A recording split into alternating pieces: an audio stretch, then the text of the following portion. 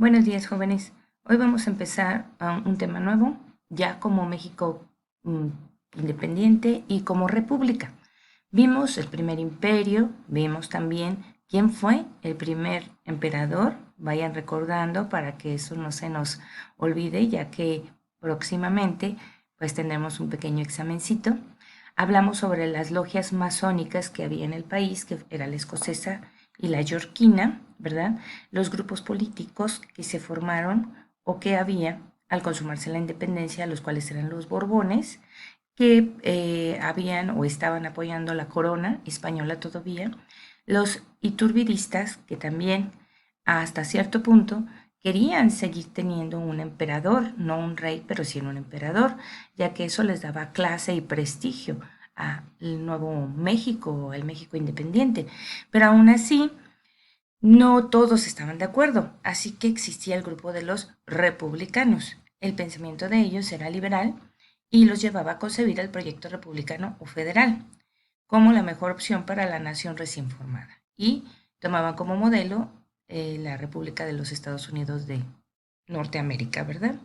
Entonces todo esto nos llevó a lo que fue la estructura social de principios del siglo XIX, cómo estaba compuesta por criollos, por españoles peninsulares, es decir, de aquellos que venían de directamente o habían nacido directamente en España, los criollos y a los hijos de españoles nacidos en la Nueva España o en México actual. Y de ahí teníamos también los mestizos, que eran los que habían sido una raza nueva que había surgido de la combinación de los indígenas con los españoles o los criollos mismos, ¿verdad?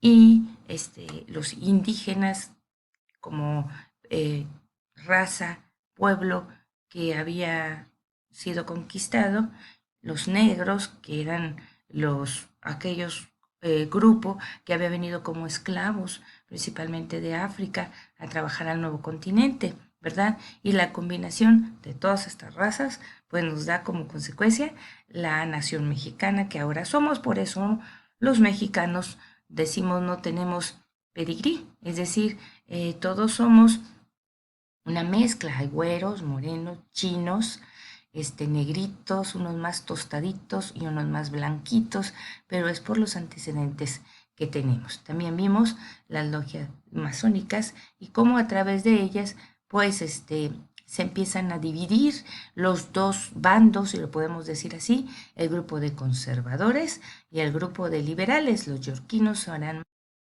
liberales y los conservadores eran del rito escocés.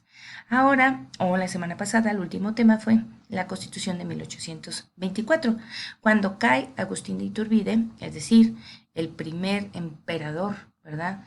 Apoyado por los iturbidistas, pues entonces los republicanos entran al combate, ¿verdad? Y ven la oportunidad de que México sea establecido como una república, para lo que se necesita una constitución.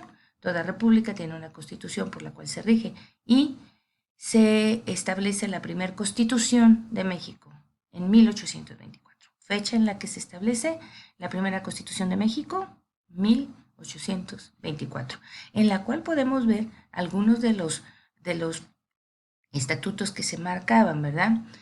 Los artículos por los cuales se regían, muchos de los cuales todavía existen en la actual Constitución, que es de 1927, ¿verdad? Casi 100 años después, es la que nos rige actualmente, pero hay cambios y vamos a ir viendo la Constitución de 1824, 1833, 1856 y 1827.